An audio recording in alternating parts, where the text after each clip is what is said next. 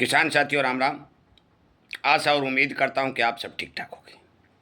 साथियों, मैं आपके सामने आज नरमा के भाव और नरमा के भाव का अग्रिम रिपोर्ट और बिनौला खल की जो जानकारी देने का काम कर रहा हूं, इसको ठीक ध्यान से सुनिए और किसानों तक शेयर करिए।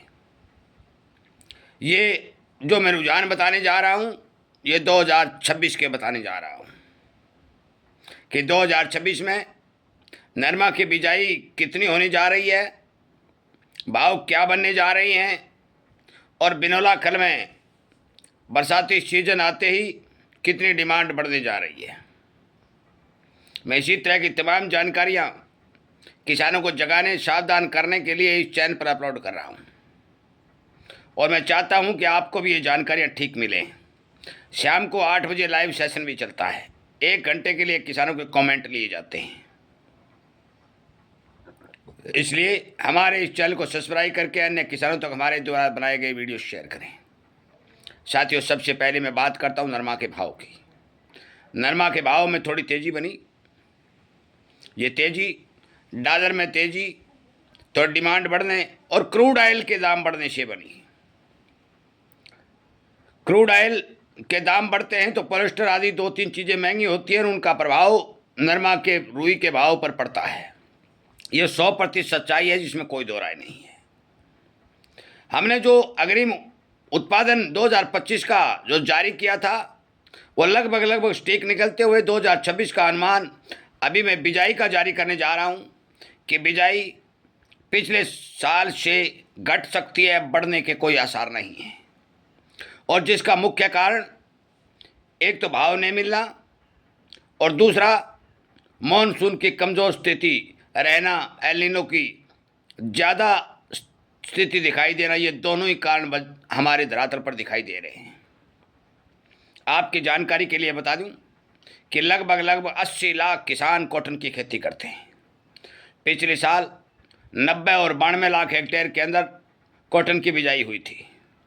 मुझे लगता है जो समाचार आ रहे हैं, मैं किसानों से बात कर रहा हूँ, एजेंसियों से बात कर रहा हूँ, तो जो समाचार मिल रहे हैं उनके आधार पर बिजाई यहीं पर सिमटने की आशंका दिखाई दे रही है। बिजाई सिमटती है, उत्पादन घटता है, कच्चे तेल के दाम बढ़ते हैं, अंतर्राष्ट्रीय डिमांड स्टेबल रहती है, तो नरमा के भाव में इस बार किसी प्रकार की मंदी की कोई धारणा नहीं की जा सकती। क्योंकि जो पिछले सालों में लगातार मैंने आपको बताया कि कॉटन का उत्पादन, कॉटन का स्टॉक अंतर्राष्ट्रीय स्तर के ऊपर घटता जा रहा है और अब की बार तो पूरे विश्व में एल नीनो की स्थिति दिखाई दे रही है, जिसके कारण कॉटन के भाव किसान को ठीक मिलने चाहिए। अभी भी 8450 रुपये, 8450 रुपये नरमा होने के बाद 2-4 दिन में जो मंदी आई है, मुझे लगता है कि ये मंदी जल्दी ही रिकवर हो जाएगी और दोबारा भाव 8.5 के नज़दीक टारगेट बनते हुए दिखाई देंगे। साथियों, ये अनुमानित जानकारी है। हमारा अनुमान है कि ये भाव बेचना रखना आपका काम है, परंतु ये भाव आपको दोबारा देखने को मिलेंगे और आगे 2026 में भी पिछले साल से बेहतर भाव नरमा के देखने को मिलेंगे। ये बात हमारे पास संभावना के तौर पर पहुंच चुकी है। बात बिनौला खल की करता हूं। बिनौला खल की मैं शुरुआत दिनों से ये कह रहा हूं कि पॉजिटिव ट्रेंड चलेगा, तेज़ी के साथ खल आगे बढ़ती रहेगी और जो ही बरसातें शुरू होंगी, बिनौला खल की डिमांड में प्रगति आएगी और उसके भाव 300-400 रुपये तक बढ़ने की संभावना दिखाई देगी। और इसका सबसे बड़ा कारण यह है कि हमारे देश में खपत ज़्यादा होना और कॉटन की पैदावार कम होना। एक समय था जब कॉटन का उत्पादन हमारे देश के अंदर 350 लाख टन से 350 लाख गांठों से भी 380 लाख गांठ तक पहुंच गया था और 100 लाख गांठों का भारत ने निर्यात भी किया था। परंतु आज आपको पता है कि पिछले साल भी हमारे कृषि मंत्री शिवराज जी ने तमिलनाडु में जाकर के कॉटन का सर्वे करके मीटिंग की, तो उसमें भी उत्पादन घटने के संपूर्ण संकेत मिले। किसी प्रकार के नए बीज का प्रसार नहीं होना, गुलाबी सुंडी के ऊपर कोई कंट्रोल नहीं होना, मॉनसून का कमज़ोर रहना, बिजाई का सामान्य रहना, अनेक कारण ऐसे हैं, भाव का कम रहना, अनेक कारण ऐसे हैं कि जो कॉटन के उत्पादन को प्रभावित कर रहे हैं। पिछले साल जो मंदा चला उसका सबसे बड़ा कारण ये था कि यूएस मार्केट से आयातित रुई बहुत ज़्यादा मात्रा में भारत में आई और सरकार ने हमारे देश में रुई की पूर्ति करने के लिए फ्री ड्यूटी रुई मंगवाने का काम किया। बांग्लादेश, वियतनाम और चीन देश जैसे रुई के बहुत बड़े बड़े खरीदार हमारे से टूट करके ब्राज़ील की तरफ गए, क्योंकि वहाँ का उत्पादन भी अच्छा था, क्वालिटी भी अच्छी थी।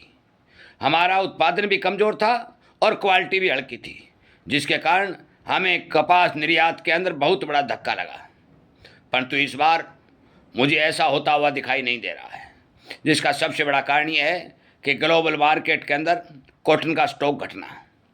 आपकी जानकारी के लिए मैं बता दूं, चाहे बिनोला हो, चाहे बिनोला खली हो, और चाहे नरमा हो, चाहे कपास हो, आप बेचें, रखें, कितनी बिजाई करें, ये तो मैं नहीं कह सकता, परंतु मैं एक बात स्पष्ट कर देता हूं कि 2026 के अंदर आपको 2025 से बेहतर भाव मिलने के अनुमान हमें दिखाई दे रहे हैं।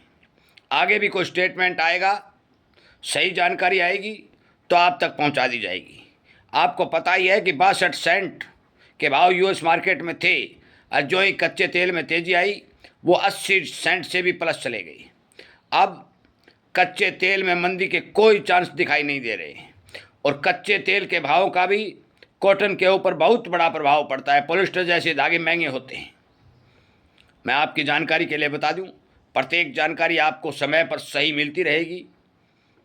आप उस जानकारी के हिसाब से निर्णय और फैसला करते रहें, बाजार पर पैनी नज़र रखें और अपने बुद्धि और विवेक से अपना माल सेल करें, ताकि आप हर प्रकार के बाजारी नुकसान से बच सकें।